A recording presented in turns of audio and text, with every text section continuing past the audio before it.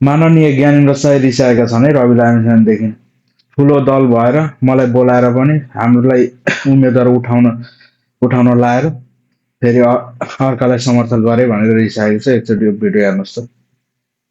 सबभन्दा ठुलो दलबाट नै प्रस्ताव आएपछि अन्य पुराना राजनीतिक दल र हामी परिवर्तन खोज्ने राजनीतिक दल बीचको ध्रुवीकरणको सम्भावनालाई मध्यनजर गर्दै उम्मेदवारी दिने टुङ्गोमा पुगेका थियौं।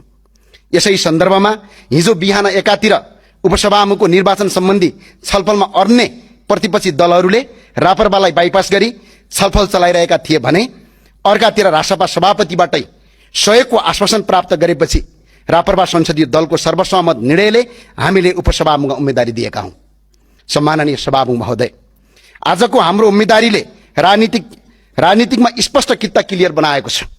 हिजोका पुराना र भनिएका राजनीतिक दल र अहिले उदाएका नयाँ राजनीतिक दलका साइनबोर्डहरू फरक फरक भए तापनि उनीहरूको बीचको नीतिगत सिद्धान्त र विचारको नाभि एउटै ठाउँमा जोडिएको प्रष्ट भएको छ।